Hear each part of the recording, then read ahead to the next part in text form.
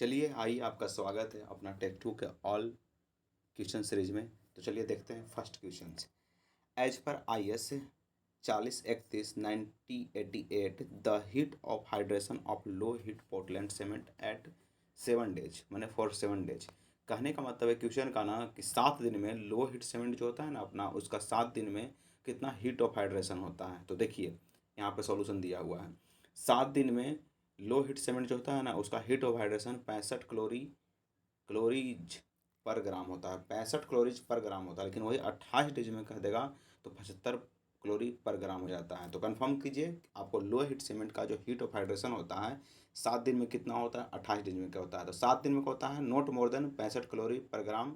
अगर 28 डेज के बाद बोलेगा तो 75 पर क्लोरीग्राम से ज़्यादा नहीं, 75 क्लोरी पर ग्राम से ज़्यादा नहीं होगा। तो आंख बंद करके ध्यान लगाइए, 7 दिन में कितना 65 हो जाता है और 28 डेज में कितना हो जाता है, 75 हो जाता है। तो वही क्वेश्चन यहाँ पूछा था 7 दिन में, तो आपको क्या हो जाएगा, should not be more than 65 क्लोरी पर ग्राम। ओके, 7 दिन में 65। देखिए अब कह रहा है कि ये बल्ब से पाइल जो होता है ना, वो किसके लिए नहीं इंस्टॉल कर सकते हैं। तो ब्लैक कॉटन सॉइल जो होता है ना, उसके लिए हम बल्ब पाइल को इंस्टॉल नहीं करते हैं। और पार्ट थर्ड बोला है, तो पार्ट थर्ड द बल्ब से pile can not be installed in black cotton soil और वाटर लेवल। तो ब्लैक कॉटन सॉइल जहाँ रहेगा ना, उसमें हम बल्ब पाइल का इंस्टॉल नहीं करेंगे। ओके, आगे देखते हैं। इसमें सिर्फ फर्स्ट कौन जो है ना, रिवर ट्रेनिंग से है, रिवर ट्रेनिंग से रिलेटेड है स्टेटमेंट। तो फर्स्ट स्टेटमेंट जो होता है रिवर ट्रेनिंग से सेलेक्ट किया गया है कि सही है। तो एक्स्ट्रा टर्बुलेंस काउज, मैंने कहने का मतलब रिवर में जो एक्स्ट्रा टर्बुलेंस होता है वो किसके कारण होता है। Extra turbulence cause by the sediments is one of the reason. क्या है उसका रीजन, मतलब एक्स्ट्रा टर्बुलेंस जो होता है ना, उसका क्या रीजन है। तो मेंडरिंग ऑफ रिवर, कहने का मतलब extra turbulence cause by the sediments is one of reason meandering of river. Extra turbulence जो होता है ना सेंडिमेंट्स का, बाई सेंडिमेंट्स जो एक्स्ट्रा टर्बुलेंस होता है किसके कारण, सेंडिमेंट्स के कारण। तो सेंडिमेंट्स किसके कारण होता है, तो रीजन ऑफ है meandering of river. Extra turbulence जो होता है ना रिवर में, एक्स्ट्रा टर्बुलेंस वो सेंडिमेंट्स के कारण होता है। वो सेंडिमेंट्स किसके कारण होता है, तो मेंडरिंग ऑफ रिवर के कारण। ओके, तो चलिए यहाँ limestone found in the seams of great thickness है। सिम्स को यहाँ पे कॉन्सेंट्रेट करना है, की पॉइंट पकड़िए हर क्वेश्चन का। तो limestone found seams of great thickness, जो लाइम स्टोन है उसमें सिम्स ऑफ ग्रेट थिकनेस पाया जा रहा है इन नॉन क्रिस्टलाइन टेक्सचर, और भी नॉन क्रिस्टलाइन टेक्सचर है, with yearly appearance is called constant compacted compact limestone. उसको क्या बोलते हैं, उसे हम कम्पैक्ट लाइमस्टोन बोलते हैं। आई मीन कहने का मतलब है कि limestone found in seams of great thickness, seams का ग्रेट थिकनेस पाया जा रहा है, वो भी नॉन क्रिस्टलाइन टेक्सचर है, with ear with earthly appearance is called compacted limestone. उसको क्या बोलते हैं हम, कम्पैक्टेड लाइमस्टोन बोलते हैं। ठीक है, आगे देखते हैं। कह रहा है कि while designing the structure of RCC member, हम जब स्ट्रक्चर को मतलब RCC स्ट्रक्चर को डिजाइन करते हैं through the limit state method, वो भी लिमिट स्टेट्स के द्वारा। While important consider the all relevant limit states, कहने का मतलब है कि लिमिट स्टेट से RCC स्ट्रक्चर को हम डिजाइन करते हैं तो क्यों इंपॉर्टेंट है वो पूछ रहा है। तो देखिए, maintain the certain degree of the safety and serviceability. Limit state method जो होता है ना RCC में, जो हम यूज करते हैं लिमिट स्टेट मेथड को, वो क्या करता है, मेंटेन करता है certain degree of safety, degree of safety को मेंटेन करता है एंड सर्विसबिलिटी को। To maintain the certain degree of the safety, कुछ डिग्री ऑफ सेफ्टी को मेंटेन करता है और सर्विसबिलिटी को भी मेंटेन करता है। किसको मेंटेन करता है limit state method, degree of safety को और सर्विसबिलिटी को, डिग्री ऑफ सेफ्टी को और सर्विसबिलिटी को मेंटेन करता है। ओके, अब देख रहा है approximate allowable shear stress in reinforced cement concrete about, कहने का मतलब है शेयर स्ट्रेस पूछ रहा है इन रेनफोर्स्ड सीमेंट कंक्रीट, जो रेनफोर्स्ड सीमेंट कंक्रीट होता है, रेनफोर्स्ड सीमेंट कंक्रीट होता है ना, उसका पूछ रहा है आपको, कौन सी पूछ रहा है, तो allowable shear stress. Allowable shear stress किसका होता है, allowable shear stress reinforced cement concrete का, जो रेनफोर्स्ड सीमेंट कंक्रीट होता है ना उसका अलाउएबल शेयर स्ट्रेस, उसका फॉर्मूला हो जाता है FCK/30। आपसे डायरेक्ट पूछ सकता है कि शेयर स्ट्रेस कितना होता है, अलाउएबल शेयर स्ट्रेस कितना होता है रेनफोर्स्ड सीमेंट कंक्रीट का, तो FCK/30। ओके, अब देखिए यहाँ पे the Indian railway use what size of the crossing, ये जो इंडियन रेलवे जो है वो क्या साइज ऑफ क्रॉसिंग का यूज करता है, साइज ऑफ जो क्रॉसिंग होता है ना क्या यूज करता है, which facility cross vehicles higher speed. कहने का मतलब है कि इंडियन रेलवे जो होता है क्या साइज ऑफ क्रॉसिंग यूज करता है, साइज ऑफ क्रॉसिंग क्या यूज करता है, वो भी हायर स्पीड व्हीकल्स के लिए। तो 1/60 to 1/20, हाई स्पीड के लिए 1/60 to 1/20 रेलवे यूज करता है, 1/60 to 1/20। ओके, आगे चलिए। कह रहा है यहाँ पे कोफिशिएंट ऑफ कंप्रेसिबिलिटी निकाला गया, आगे क्वेश्चन है। तो कोफिशिएंट ऑफ कंप्रेसिबिलिटी आप पढ़े होंगे, फार्मूला, वो भी कंसोलिडेशन में, सॉइल में कंसोलिडेशन में होता है डेल्टा ई बटा डेल्टा सिग्मा बार। और यहाँ पे क्या फंक्शन होता है ज़्यादा याद मत कीजिए, इतना याद कीजिए कि degree of coefficient of compressibility पूछ रहा है ना, तो कोफिशिएंट ऑफ कंप्रेसिबिलिटी जहाँ भी ध्यान में आए कि कोफिशिएंट ऑफ कंप्रेसिबिलिटी पूछ रहा है तो डेल्टा ई बटा डेल्टा सिग्मा बार फार्मूला याद रखिए। और डेल्टा ई को याद ना कि कहाँ से कैसे होगा, बस जो ज़्यादा बड़ा वाला जो वॉइड रेशियो होगा ना उससे छोटा वाला वॉइड रेशियो को घटा देंगे, वो जगह डेल्टा यू का बात है। और डेल्टा ई और डेल्टा सिग्मा बार है तो उसके लिए बात हो जाता है कि जो इफेक्टिव स्ट्रेस जो ज़्यादा वाला है ना उससे कम वाला, ज़्यादा वाला में से कम वाला घटा देते हैं, उसके बाद सॉल्व कर लीजिएगा, आपका कोफिशिएंट ऑफ कंप्रेसिबिलिटी आ जाएगा। चलिए सॉल्व करके बताते हैं। अब पूछ रहा है in consolidation test void ratio found 0.98 under the effective stress effective pressure 194 माने 194 किलोमीटर पर मीटर स्क्वायर। कहने का मतलब है कि जब प्रेशर है 194 किलोमीटर पर मीटर स्क्वायर लगा रहे हैं ना तो वॉइड रेशियो 0.98 है, ठीक है। Later the void ratio reduce है 0.89, मतलब आपको वॉइड रेशियो रिड्यूस हो गया 0.89 हो गया when the pressure increase 400 kilometre पर मीटर स्क्वायर। अगर बाई द उसमें प्रेशर आप लगा रहे हैं 400 किलोमीटर पर मीटर स्क्वायर तो उसका वॉइड रेशियो इतना हो गया, 194 लगा रहे हैं तो 0.98 हो गया। तो अब पूछ रहा है कि द कोफिशिएंट ऑफ कंप्रेसिबिलिटी, तो देखिए सॉल्व कीजिए। यहाँ पे वो चीज़ कहा है कि अगर बाई देवे 0.98 है इतना लोड पे और 0.89 होगा इतना लोड पर, तो 0.98 को घटाएंगे, 98 में से घटा लेंगे 0.89 को और वो जाएगा कुछ ऊपर में, और नीचे में जाएगा इफेक्टिव स्ट्रेस होगा तो 400 है ना उसमें से घटा लेंगे 194 को और जाएगा नीचे में, क्या ऊपर वाला वॉइड रेशियो ऊपर रहता है और इफेक्टिव स्ट्रेस नीचे रहता है। उसके बाद हम सॉल्व कर लेंगे। देखिए वही कंडीशन यहाँ पे है, देखिए ऊपर डेल्टा ही था उसमें से घटाएं तो घटेला पर देखिए यहाँ पे देखिए दिया हुआ है 0.98 में से घटाए ना 89 तो 0.09 आ गया, और यहाँ पे 400 में से 194 घटा दिए तो फिर उसके बाद सॉल्व कर लिए।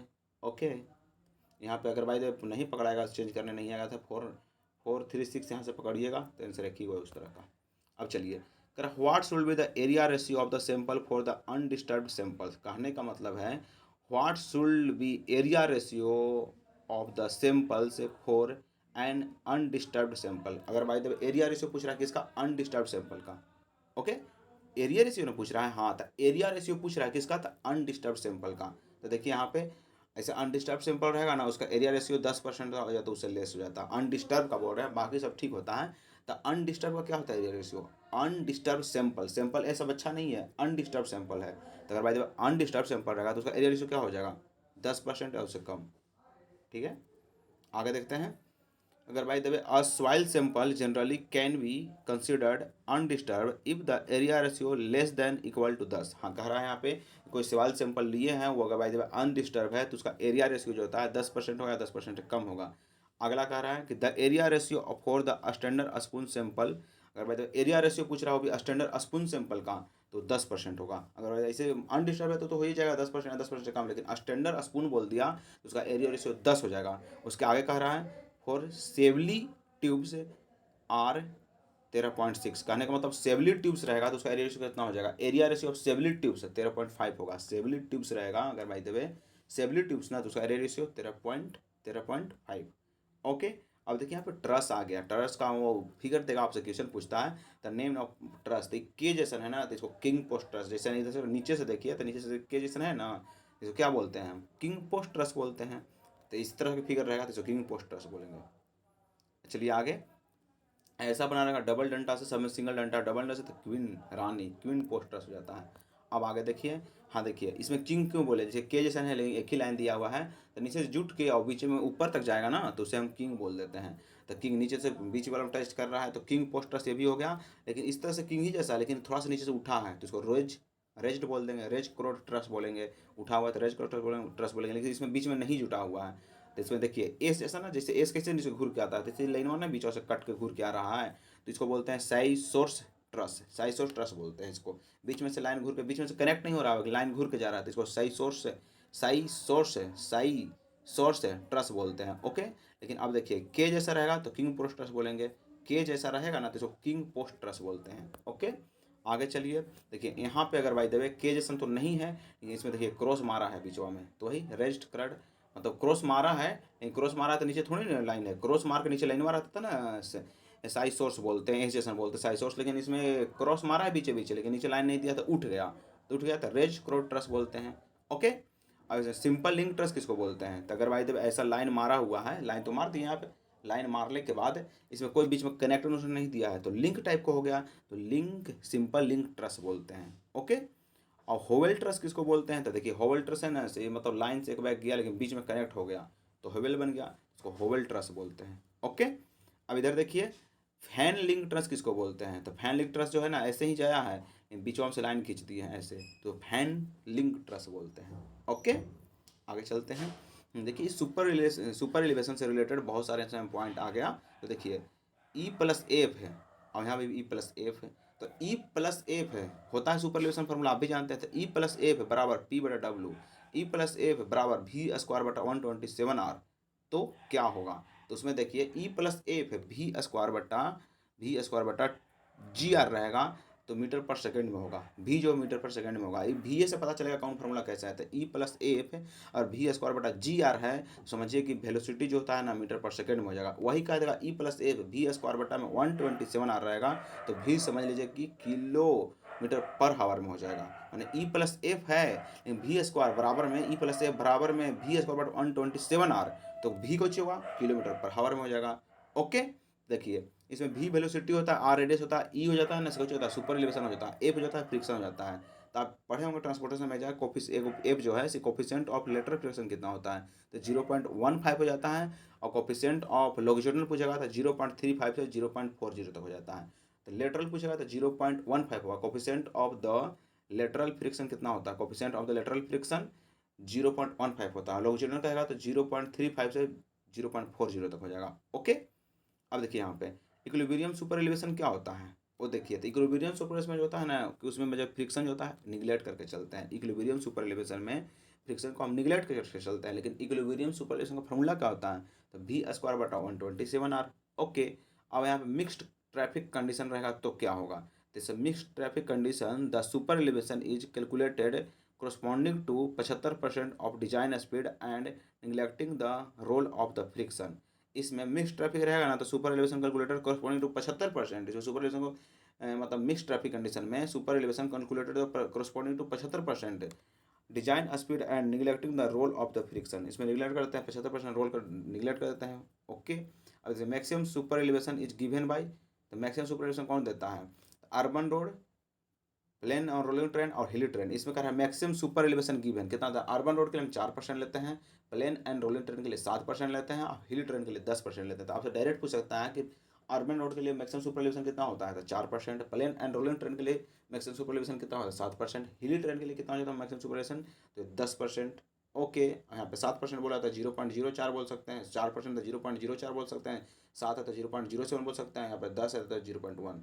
ओके, यहाँ पे देखिए which statement are the correct with reference of the gridiron, gridiron आप पढ़े होंगे, तो ग्रिड आयरन के रेफरेंस में कौन सही है, वो भी वाटर डिस्ट्रीब्यूशन सिस्टम, अगर वाटर डिस्ट्रीब्यूशन सिस्टम है तो ग्रिड आयरन को लेकर कौन सही है, तो suitable for the well planned town and cities, कहने का मतलब ग्रिड आयरन जो होता है ना सुटेबल होता है किसके लिए, well plan town and cities के लिए, ग्रिड आयरन जो होता है अगर by the way well distribution system बनाना है, वेल डिस्ट्रीब्यूशन सिस्टम बनाना है तो किसके लिए सुटेबल होगा, for well plan and town and cities, plan well planned town and cities, well plan town है और सिटीज है उसके लिए, वेल प्लेन टाउन और सिटीज के लिए होता है gridiron suitable. Okay, suitable होता है। आगे चलते हैं, देखिए यहाँ पे आ गया बहुत डिफिकल्ट नहीं, एकदम मस्त पॉइंट आया कि बिल्डिंग बांटा रहेगा कि ABCDEFGH तक रहता है और उसमें कौन सा बिल्डिंग को क्या नाम है, तो चलिए यहाँ पे देखिए A होगा, B होगा, C होगा, D होगा, E होगा, F होगा, G होगा, H होगा, I नहीं है डायरेक्ट J है, G के बाद H है उसके बाद डायरेक्ट J है, तो H तक जानिए और उसके बाद H तक जानिए कंटिन्यू है, उसके बाद J जो है से हट के है, तो J जो है तो उसको हर्जेडेसियस बोल देंगे, डायरेक्ट J है तो हर्जेडेसियस बोल देंगे, लेकिन H तक कंटिन्यू याद करेंगे, तो आप समझिए कि कोई मतलब इसमें कहानी सुना के याद करेंगे कि name of building, group A रहेगा ग्रुप बी रहेगा तो कैसे होगा, तो आप देखिए सबसे पहले आप कहानी सुनाता है, पटना में कोई स्टूडेंट आता है तो सबसे पहले वो रहने के लिए खोजता है, तो रहने के लिए तो कहाँ, रेसिडेंशियल बिल्डिंग में जहाँ पर रहने लायक हो, सबसे पहले रहने के लिए खोजता है तो रेसिडेंशियल बिल्डिंग में, और फिर रहने लगा पटना में, पहले कहानी सुन लीजिए पटना के उसके बाद सब बता देंगे रिलेट करके, तो सबसे पहले स्टूडेंट को पटना में आता है तो रहने के लिए कुछ खोजता है तो रह लिया, फिर वो एजुकेशन प्राप्त करता है, शिक्षा प्राप्त करने के लिए आता है तो एजुकेशन प्राप्त करता है, ठीक है ना, और एजुकेशन प्राप्त करता है तो फिर सोचता है कौन सा इंस्टीट्यूट से करें, तो उसको हम इंस्टीट्यूट बोलते हैं, कौन सा इंस्टीट्यूट से करना है। ओके, उसके बाद अगर इंस्टीट्यूट भी सिलेक्ट कर लिया तो उसके बाद फिर पढ़ने चलने जाता है इंस्टीट्यूट में वहीं, उसके बाद फिर आता है पढ़कर तो वो मीटिंग करता है असेंबली में, किसे मतलब हमें क्या करना चाहिए क्या नहीं करना चाहिए। तो कोई डिसाइड करता है कि पढ़ना है, कोई डिसाइड करके नहीं पढ़ना है। तो कुछ लोग बिजनेस करने लगते हैं। तो बिजनेस कहाँ करते हैं, तो मार्केट में बिजनेस करते हैं। फिर उसके बाद मार्केट में करने लगते हैं तो इंडस्ट्री में उतरते हैं, छोटा मोटा मार्केट से इंडस्ट्री में उतर जाते हैं। इंडस्ट्री में से माल लाते हैं फिर स्टोर करते हैं। तो इतना प्रोसेस होता है पटना आने के बाद। तो पहला क्या होता है, तो रेसिडेंशियल बिल्डिंग। पहले रेसिडेंशियल बिल्डिंग ग्रुप ए में होता है, कोई भी आता है तो रेसिडेंशियल बिल्डिंग में रहता है। फिर होता है एजुकेशन बिल्डिंग, तो एजुकेशन प्राप्त करता है पटना में आता है तो कहाँ प्राप्त करता है, तो इंस्टीट्यूट में प्राप्त करता है, तो इंस्टीट्यूटल बिल्डिंग हो गया। फिर आता है कोचिंग वोचिंग से इंस्टीट्यूट से तो कुछ मीटिंग करता है क्या करना चाहिए, तो असेंबली बिल्डिंग हो गया। असेंबली में मैंने होता है कि मीटिंग वाला बिल्डिंग। अब वो आता है तो कुछ लोग पढ़ते हैं, कुछ लोग बिजनेस करते हैं, तो बिजनेस बिल्डिंग आ जाता है। उसके बाद मार्केट में बिजनेस करते हैं तो मार्केटाइल बिल्डिंग हो जाता है। उसके बाद वो मार्केट से इंडस्ट्री में उतरता है तो इंडस्ट्रियल बिल्डिंग हो जाता है। इंडस्ट्री से माल का स्टोर करता है, स्टोरेज बिल्डिंग हो जाता है। तो उस तरह से स्टोर कर लिया, सेटल हो जाता है। और लास्ट में जे है तो हेजिटेज बिल्डिंग। ओके, तो यहाँ कौन सा पूछा था आपसे, तो डायरेक्ट पकड़िए बी में है ना। तो पहलका में कुछ ही था कि इंसान आता है तो पहले रेसिडेंशियल बिल्डिंग में रहता है। बी में कुछ ही था एजुकेशन के लिए, तो एजुकेशनल बिल्डिंग। ओके, आगे बढ़िए। अब ग्रेनाइट के बारे में पूछ रहा है। आप जानते हैं कि ग्रेनाइट जो है इग्नियस रॉक है और फर्स्ट बिल्डिंग रॉक है, इतना आप जानते हैं। ओके ना। तो यह इग्नियस रॉक है बता दिए हैं जेनेनिस से। अब इसमें ही बता रहा है कि जेनेनिस जो होता है ग्रेनाइट से ही बनता है। तो आप भी जानते हैं कि जेनेनिस जो है ना आपका जेनेनिस है, जेनेनिस जो होता है मेटामॉर्फिक रॉक है जो ग्रेनाइट से ही बनता है, ये कह रहा है। Most commonly use in the building pairs, जो पेयर्स होता है बिल्डिंग का ना उसमें ग्रेनाइट का यूज करते हैं। ग्रेनाइट का बिल्डिंग पेयर्स में यूज करते हैं ग्रेनाइट का। कंप्रेशन अस्टन जानते हैं कि ग्रेनाइट का हो जाता है 70 से 130 काइनाइट ग्रेनाइट, तो 70 से 130 हो जाता है। स्पेसिफिक ग्रेविटी होता है 2.65 से 2.75 तक हो जाता है। स्पेसिफिक ग्रेविटी ग्रेनाइट का होता है 2.65 से 2.75 तक हो जाता है। वाटर ऑब्जर्वेशन कैपेसिटी की बात कीजिएगा तो लेस देन 1% होता है ग्रेनाइट का। Okay, fine grain granite can be used fire resistance of structure. मैंने फाइन ग्रेन जो होता है ना, फाइन ग्रेन ग्रेनाइट, जो फाइन ग्रेन ग्रेनाइट जो पतला वाला फाइन ग्रेन जो ग्रेनाइट हो जाता है वो फायर रेजिस्टेंस के लिए यूज होता है। ठीक है ना। Colour of depend upon the colour of the feldspar. Colour of feldspar पर, कलर ऑफ फ्लेड स्पेयर पर डिपेंड करता है। कलर ऑफ फ्लेड स्पेयर पर आपका कलर डिपेंड करता है ग्रेनाइट का। Excess feldspar cause the decay of granite. तो आपसे क्वेश्चन पूछ सकता है कि किसको एक्सेस होने से, तो फ्लेड स्पेयर के चलते कलर होता है ग्रेनाइट का, वो एक्सेस हो जाएगा तो आपको ग्रेनाइट डिके करेगा। तो किसके कारण डिके करेगा, फ्लेड स्पेयर के चलते। ओके, आगे आ गया बर्नौली क्वेश्चन। तो ये एक दोबारा वीडियो में देखें हम, इसको इसको में थोड़ा अच्छा से देखेंगे। तो बर्नौली क्वेश्चन बोल रहा है ना कि बर, तो बर पे रिलेट करके इसको एग्जाम्पल में बर को सोच के चलिए। अगर बर जो होता है तो आपको कोई भी स्टूडेंट हो उसको बर बनना है तो पहले उसको आइडियल होना चाहिए। तो आइडियल कब होगा, जब वो स्टडी करेगा तब। इसलिए अगर बर्नौली क्वेश्चन पहले आइडियल होना चाहिए तभी कोई बर मानेगा आपको, कोई बेटी देगा आपको, नहीं तो कोई बेटी नहीं देगा आपको। ठीक है ना। तो बर्नौली क्वेश्चन बोल रहा है तो पहले आपको आइडियल होना पड़ेगा। तो आइडियल बर्नौली क्वेश्चन पहले आइडियल, तो आइडियल कैसे होंगे, आइडियल हम होंगे कैसे, तो आइडियल कैसे होंगे तो स्टडी करने के बाद। तो आइडियल और स्टडी पहले बर के गुण होना चाहिए। दूसरा, सब खराब होना चाहिए, इरोटेशनल होना चाहिए, इनकम्प्रेसिबल होना चाहिए, इनविस्कस होना चाहिए। तो इरोटेशनल होना चाहिए, बर्नौली क्वेश्चन इरोटेशनल हो जाता है, ठीक है। इनकम्प्रेसिबल भी होता है, ठीक है। उसके बाद इनविस्कस भी होता है। ओके, आगे चलते हैं। देखिए अब यहाँ पे वही पूछ रहा है कि under the constant of the Bernoulli equation. Bernoulli equation याद कर लीजिए, पी बटा रो प्लस वी स्क्वायर बटा 2 प्लस जी जेड। तो कैसे, पी बटा रो होता है प्लस में वी स्क्वायर बटा 2 होता है, वी स्क्वायर बटा 2 होता है, पी बटा रो हुआ, पी बटा रो हुआ प्लस वी स्क्वायर बटा 2 होता है प्लस जी जेड हो जाता है बराबर में कांस्टेंट। नोट वैलिड, किसके लिए वैलिड नहीं होता है, तो विस्कस कुछ बोला कि फ्लो इज विस्कस, इसके लिए नहीं होगा क्योंकि इस विनकस हो जाता है, इरोटेशनल भी हो गया, स्टडी होवे करता है। Flow along the single stream, हाँ ये जो फ्लो जो होता है ना मतलब बर्नौली का फ्लो, हाँ सिंगल स्ट्रीम में होना चाहिए ना, आइडियल लोग सिंगल स्ट्रीम ही चलते हैं। तो ये flow is along the single stream, कहने का मतलब ये जो बर्नौली क्वेश्चन जो होता है ना उसका फ्लो जो होता है सिंगल स्ट्रीम होता है। याद कीजिए, जो बर्नौली क्वेश्चन होता है, जो बर्नौली क्वेश्चन होता है ना उसका फ्लो जो होता है सिंगल स्ट्रीम होता है। ठीक है, आगे चलिए यहाँ पर देखिए। अब आया प्रेडेंटल से यूनिवर्सल वेलोसिटी डिस्ट्रीब्यूशन इक्वेशन। एगो प्रेडेंटल से यूनिवर्सल वेलोसिटी डिस्ट्रीब्यूशन इक्वेशन होता है। कौन सा इक्वेशन होता है, ध्यान लगिए, प्रेडेंटल से यूनिवर्सल वेलोसिटी डिस्ट्रीब्यूशन इक्वेशन। तो ये जो यूज होता है ना उसमें वेलोसिटी डिस्ट्रीब्यूशन जो होता है ना टर्बुलेंट होता है। पहले नंबर प्रेडेंटल्स में आपका वेलोसिटी डिस्ट्रीब्यूशन होता है तो टर्बुलेंस होता है, बट इसका इक्वेशन का मतलब जो कैसे बोलते हैं, पाइप फ्लो जो होता है फ्लो रफ हो जाता है और स्मूथ भी होता है। वैलिड जो होता है ना ये अबव द वैलिड बोथ है स्मूथ एंड रफ पाइप। ये जो होता है ना प्रेडेंटल जो होता है स्मूथ पाइप के लिए भी होता है और रफ पाइप के लिए होता है। प्रेडेंटल जो होता है प्रेडेंटल स्मूथ पाइप के लिए भी होता है, रफ पाइप के लिए भी होता है। तो यहाँ पे चलिए क्वेश्चन है, which equation use the smooth as well as rough boundaries. हाँ बाउंड्री जो होता है पाइप का, रफ के लिए भी स्मूथ के लिए, कौन? तो पेरिडेंटल्स। ओके, ये सॉफ्टनिंग पॉइंट टेस्ट आप जानते हैं कि ये बिटुमिन का टेस्ट है। सॉफ्टनिंग पॉइंट टेस्ट जो होता है ना, उसमें आपको ये याद रखना है कि रिंग बॉल ऑपरेटर्स का यूज करते हैं इसमें, सॉफ्टनिंग पॉइंट में रिंग बॉल का यूज करते हैं। इसका टेम्परेचर कितना होता है? 35 से 70 हो जाता है, ठीक है।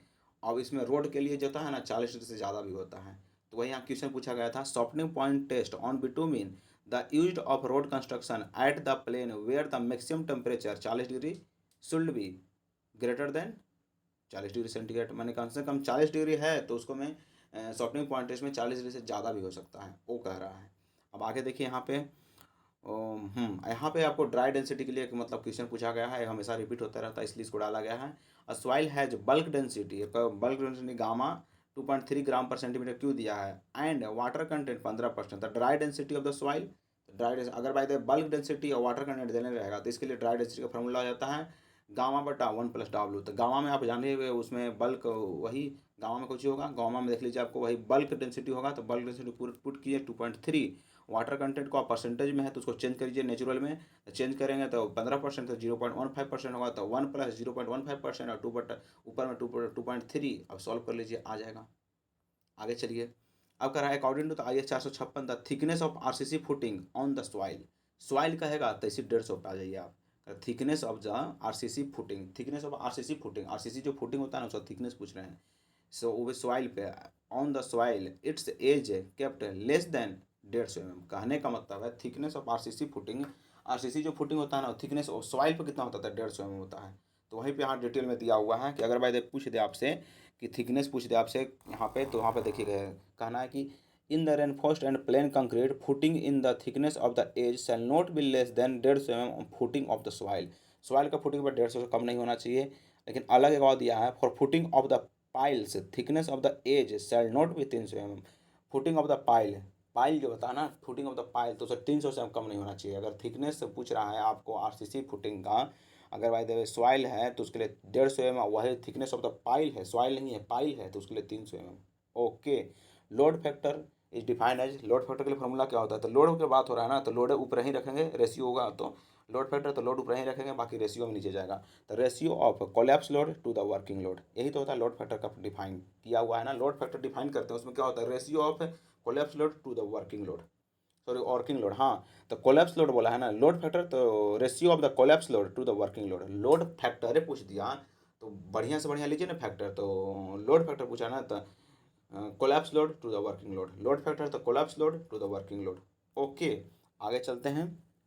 यहाँ पे देखिए प्रेशर इनसाइड, मैंने प्रेशर पूछा है यहाँ पे ना इनसाइड द सॉफ्ट बबल्स, तो इसको हम आज कॉपी में डिटेल में लिख दिए हैं, लेकिन इसको हम यहाँ पे बना देते हैं। तो पूछा 3 तरह का कंडीशन बनता है प्रेशर वाला। पहले बोलेगा कि कुछ का ड्रॉपलेस का तो 4 सिग्मा बटा डी हो जाता है, और बबल्स का सॉफ्ट बबल्स का पूछेगा तो 8 सिग्मा बटा डी हो जाता है, और लिक्विड जेट का पूछेगा तो 2 सिग्मा बटा डी हो जाता है। तो ओके, यहाँ पे सॉफ्ट बबल्स को बोला है। अगर पहले का कुछ बोले हम कि इथी का बोलेगा, क्या बोलते हैं उसको, ड्रॉपलेट का तो 4 सिग्मा बटा डी हो जाएगा, दूसरा सॉफ्ट बबल पूछेगा तो 8 सिग्मा बटा डी हो जाएगा, लिक्विड जेट बोलेगा तो क्या हो जाएगा? 2 सिग्मा बटा डी हो जाएगा। अभी तीनों कंडीशन नहीं देगा तो एक स्पेशल कंडीशन देता है जिसमें कहता है कि inside the water pressure, inside the water pressure कहेगा ना, तो उसमें वही 4 सिग्मा बटा डी वाला लगता है। तो चलिए यहाँ इसको सॉल्व करते हैं, बहुत बड़ी बात हो गई। 100 बबल से 4 सिग्मा बटा डी नहीं 8 सिग्मा बटा डी होगा, तो 8 सिग्मा बटा डी जो होगा ना, तो उसमें सिग्मा सरफेस टेंशन आप जान रहे हैं कि सिग्मा होता है तो 0.04 न्यूटन पर एम दिया हुआ है। और जो 10 mm जो दिया है ना वो डायमीटर दिया है बबलवा का, तो डायमीटर mm में है, उसको मीटर में चेंज करेंगे। तो चेंज करेंगे तो मल्टीपल करेंगे 10⁻³ से, तो उसको ऊपर भेज देंगे, 10⁻³ को ऊपर भेज देंगे, और बाकी में वही जो मतलब है काची बोलते हैं 8 सिग्मा बटा डी है ना, तो 8 सिग्मा बटा डी है, तो 8 सिग्मा बटा डी जो हुआ ना, तो सिग्मा के सरफेस टेंशन हुआ 0.04 हो जाएगा, तो उसको पॉइंट हटाएंगे तो नीचे कुछ चल जाएगा 100, और यहाँ 10 जो होता है ऐसे वही ना सिग्मा बटा डी, तो डायमीटर आपका 10 देवे किया था, ऊपर भेजेंगे तो इसको काट कूट के आंसर आ जाएगा। बाकी अब सॉल्व कर लीजिएगा, आपको याद रहेगा, ठीक है ना। अब यहाँ पे कह रहा था एंगल ऑफ डिप्रेशन, ध्यान दीजिएगा, angle of depression on concentration load, angle of depression on concentration load on the flange to the wave plate of the steel beam in case of the wave buckling। कहने का मतलब the angle पूछ रहा है depression, ध्यान दीजिएगा, angle of depression of concentrated load on the flange, wave पे नहीं फ्लेंज पे, on the flange the wave plate, on the flange wave plate steel beam in case of the wave buckling. Wave buckling के case में depression जो होता है, angle of depression, wave buckling के case में एंगल ऑफ डिप्रेशन क्या होता है वेव बकलिंग के केस में, वेव बकलिंग फ्लेंज नहीं, वेव बकलिंग के केस में तो 45 डिग्री। आगे चलिए, अब पूछा है degree of accuracy of the dimensions in the estimating construction work. Degree of accuracy for dimensions in estimating construction work. Dimension का पूछ रहा है एक्यूरेसी, डिग्री ऑफ एक्यूरेसी तो जानते हैं कि बहुत सारा होता है, लेकिन डायमेंशन का पूछ देगा तो क्या होगा, तो 0.01 मीटर। ऐसा डिग्री ऑफ एक्यूरेसी बहुत का, लेकिन डायमेंशन का पूछ देगा तो 0.01 मीटर होगा। डायमेंशंस का तो 0.01 मीटर हो जाएगा। ओके, अब चलिए यहाँ पे सबका डिस्टेंशन टाइम दिया हुआ है। तो ग्रिड चैम्बर कितना होता है, प्राइमरी सेडिमेशन टैंक का क्या हो जाता है, फिर एक्टिवेटेड स्लज का क्या हो जाता है, स्लज डाइजेशन का क्या हो जाता है। देखिए ग्रिड चैम्बर का कितना होता है डिस्टेंशन टाइम, वो देख लीजिए। तो यहाँ पे आगे देख लेते हैं, उसके बाद इसको मिला लेंगे। तो ग्रिड चैम्बर जो होता है ना, उसका डिस्टेंशन टाइम हो जाता है 30 से 60 सेकेंड। ग्रिड चैम्बर जानते हैं ना, ग्रिड चैम्बर, इसको गरीब मान के चलिए, सबसे गरीब इसका सबसे कम होता है डिस्टेंशन, तो ग्रिड चैम्बर से गरीब हो जाता है। तो 30 से 60 सेकंड ग्रिड चैम्बर का कितना होता है, सबसे गरीब है, तो ग्रिड चैम्बर का डिस्टेंशन टाइम कितना होता है, ग्रिड चैम्बर का 30 से 60 सेकंड होता है। प्राइमरी सेडिमेंटेशन का, प्राइमरी है तो 2 से 2.5 घंटा। प्राइमरी सेडिमेंटेशन जो होता है, जैसे पी होता है उससे 2 हो जाता था, प्राइमरी सेडिमेंटेशन टैक्स 2 से 2.5 घंटा। स्लज डाइजेशन, जो स्लज में डाइजेशन जो होता है ना, उसके लिए स्लज डाइजेशन, देखिए अब स्लज जो है ना उसको डाइजेस्ट होना है, तो डाइजेस्ट में टाइम तो लगेगा ही, तो स्लज डाइजेशन वो भी स्लज है, स्लज डाइजेशन के लिए 20 से 30 दिन लग जाता है। एक्टिवेटेड स्लज प्रोसेस, तो एक्टिवेटेड तो एक्टिव है, तो भाई सम संख्या होगा, तो एक्टिवेटेड स्लज प्रोसेस में कितना लगता है, तो 2 से 4 घंटा, एक्टिवेटेड में 2 से 4 घंटा। ऑक्सीडेशन पाउंड 2 से 6 वीक लग जाता है। ऑक्सीडेशन पाउंड, जो ऑक्सीडेशन करना है तो ऑक्सीडेशन में टाइम भी लगेगा, तो ऑक्सीडेशन पाउंड वो भी तालाब में ऑक्सीडेशन करना है, तो 2 से 6 वीक लग जाता है ऑक्सीडेशन पाउंड में। और सेप्टिक टैंक तो 12 से 36 घंटा, सेप्टिक टैंक वही जिसमें नाइट सोया जाता है, तो सेप्टिक टैंक में कितना होता है 12 से 36 घंटा। समझ गए होंगे आप, तो कंफर्म कीजिए एक बार आंख बंद करके। ग्रिड चैम्बर का डिस्टेंशन टाइम कितना होता है 20 से 30 सेकंड। प्राइमरी सेंटिमीटर टेस्ट का 2 से 2.5 घंटा। स्लज डाइजेशन, जो स्लज को डाइजेशन करता है ना, उसके लिए क्या हो जाता है 20 से, स्लज डाइजेशन 20 से 30 डेज। एक्टिवेटेड स्लज प्रोसेस का क्या हो जाता है 2 से 4 घंटा। ऑक्सीडेशन पाउंड का कितना होता है, ऑक्सीडेशन पाउंड वो भी तालाब का, तो 2 से 6 वीक लग जाता है। अब देखिए सेप्टिक टैंक का कितना होता है 12 से 36 घंटा। ओके, अब देखिए यहाँ पे विच out of the flowing does not help the disinfecting the water. Disinfecting मतलब हो रहा है कि उसमें से डिसइनफेक्शन, जो इन्फेक्शन को हटाना, तो डिसइनफेक्टिंग द वाटर। देखिए फिल्ट्रेशन जो होता है ना, वो फिल्टर करता है, तो इसका आंसर यही होगा फिल्ट्रेशन, अगर नोट पूछा है ना। और डिसइंफेक्शन में कुछ कुछ होता है क्लोरीन टेबल्स, जो क्लोरीन डालते हैं उसमें क्लोरीन टेबल भी होता है। डिसइंफेक्शन से एलम से भी होता है, फिटकरी से भी होता है, और बॉइलिंग से भी होता है, तो 3 वजह से हम डिसइंफेक्शन कर सकते हैं। और फिल्ट्रेशन से डिसइंफेक्शन नहीं करते हैं, फिल्टर करते हैं। तो क्लोरीन टेबल्स डिसइंफेक्शन होगा, एलम से भी होगा और बॉइलिंग से भी होगा। ओके, अब आगे देखिए, इसमें कह रहा है कि आउट टर्न, तो आउट टर्न ये में मतलब रेशियो लेकर पूछ दिया, इसलिए गड़बड़ हो गया था। तो सीमेंट कंक्रीट जो होता है ना 1:2:4 रहेगा, तो उसका आउट टर्न कितना होगा। अगर सीमेंट कंक्रीट जो है, सीमेंट कंक्रीट जो बनाए हैं उसका 1:2:4 होगा, तो उसका आउट टर्न क्या होता है, तो 5 हो जाता है। 5 मीटर क्यों आउट टर्न होता है, अगर सीमेंट कंक्रीट है 1:2:4, तो उसका आउट टर्न 5 मीटर की हो जाता है। लाइम कंक्रीट इन फाउंडेशन, अगर लाइम कंक्रीट फाउंडेशन में करना है, वो भी सब नहीं, लाइम कंक्रीट चुनना वाला, तो लाइम कंक्रीट फाउंडेशन तो 8.5 मीटर की हो जाता है। रेनफोर्स्ड ब्रिक वर्क, देखिए रेनफोर्स्ड में गड़बड़ाएगा नहीं, अगर आरसीसी कहेगा तो 3 मीटर की हो जाता है, लेकिन वही रेनफोर्स्ड वर्क कर रहा है, वो फिर रेनफोर्स्ड ब्रिक वर्क कर रहा है ना, रेनफोर्स्ड ब्रिक वर्क बोला है, आरसीसी नहीं। आरसीसी में ना रडवा में गोल गोल काट रहता है तो 3 लेते हैं, लेकिन अब कर रहा है रेनफोर्स्ड ब्रिक वर्क, तो 1 मीटर की हो जाता है, लेकिन आरसीसी वर्क बोला तो 3 मीटर की हो जाएगा। अब ब्रिक वर्क कह रहा है लाइम सीमेंट मोल्टार, ब्रिक वर्क करने कह रहा है लाइम सीमेंट मोल्टार में, फाउंडेशन में एंड प्लिंथ में। अगर फाउंडेशन में कहेगा प्लिंथ में कहेगा, लेकिन आपको लाइम और सीमेंट से करना है, मिट्टी से नहीं लाइम सीमेंट से करना है, तो 1.25 हो जाता है। ओके, आगे देखिए, यहाँ पे आ गया पीएच, पीएच रेंज बोल रहा है फ्रेश सीवेज का, और फिर नहीं तो फिर सेप्टिक सीवेज का। दूसरे तरह के सीवेज है, वो फ्रेश सीवेज है, सेप्टिक सीवेज है। तो फ्रेश सीवेज जो होता है ना, फ्रेश सीवेज है वो आपको अल्कलाइन नेचर का होता है, तो इसका जो पीएच जो होता है ना 7 से ज़्यादा होता है। रेंज में पूछे तो 6.5 से लेकर 7.5 से लेकर 9.5 तक हो जाता है। अगर by the way fresh sewage है तो उसका 9 से ज़्यादा होगा, अल्कलाइन नेचर का हो जाता है। 6.5 से 7.5 से 9.5 हो जाता है इसका पीएच रेंज। वही पूछ लिया आपको septic sewage, septic sewage is less than 7। Septic sewage होता है ना उसको 7 से कम, सेप्टिक सीवेज, फ्रेश सीवेज 7 से ज़्यादा, सेप्टिक सीवेज 7 से कम। इसका कितना 6.5 से लेकर 6.5 से लेकर 4.5 तक हो जाता है। एवरेज रेंज कितना 6.5 से 4.5 हो जाता है। इसका रेंज कितना होता है 7 से कम होता है सेप्टिक सीवेज का, तो 6.5 से 4.5 हो जाता है, 7.5 से 9.5 हो जाता है। ओके, अब आगे देखिए, यहाँ पे क्वेश्चन जो है उसको देख लीजिए, कंफर्म कीजिए। यहाँ पे 2 बार क्वेश्चन पूछा गया, एलआरसी में भी और सेट में भी एक बार आ गया, तो इसको हम थोड़ा सा क्लियर कर लेते हैं। देखिए इसमें पूछता है ना कि अगर भाई देवे कोई ज़मीन को हम नापें, तो ज़मीन को नापे ना, तो उसमें टेप को मतलब बाद में हम नाप लिए, बाद में टेप पता चला कि तो टेप में एरर था, 2 मीटर छोटा हो गया, बड़ा हो गया, तो उस कंडीशन में क्या होगा। तो इसके लिए डायरेक्ट फार्मूला होता है राइट राइट एक तरफ और रॉन्ग रॉन्ग एक तरफ लिखते हैं। तो राइट राइट एक तरफ और रॉन्ग रॉन्ग एक तरफ बराबर कर लेते हैं। तो कैपिटल एल है मल्टीपल स्मॉल एल, फिर बराबर में जाता है capital L dash multiple small L dash. तो इसको मतलब क्या होता है, राइट राइट इधर लिख लिया, रॉन्ग रॉन्ग इधर लिख लिए, capital L multiple small L लिख लिए हैं, बराबर में capital L dash multiple small L dash लिख दिए हैं। तो इसमें डिनोट किसको करते हैं, तो देखिए जो कैपिटल एल आपका है ना, कैपिटल एल, वो कैपिटल एल जो होता है ना actual length of the line, मतलब जितना जमीन आपका है ना वो होता है actual length of the line capital L. Small L क्या होता है, तो राइट वाला पे लिख रहे हैं, स्मॉल एल क्या होता है, तो actual length of the tape जो होता है ना आपका वो हो जाता है capital, sorry small L. Dash उसमें नहीं है, बिना डैश वाला है, बताएं अभी। अब बराबर में जाइए तो कैपिटल एल डैश होता है ना, तो जितना आप मेजर किए ना, तो मेजर लेंथ ऑफ लाइन है, तो मेजर लेंथ ऑफ आपका जमीन है, उसको बोलते हैं कैपिटल एल डैश। और मल्टीपल में स्मॉल एल डैश, तो आपको जितना टेप जो बढ़ गया ना या तो जितना छोट हो गया वो स्मॉल एल डैश हो जाता है। ओके, तो चलिए, थैंक यू, आपका कंप्लीट हुआ वीडियो।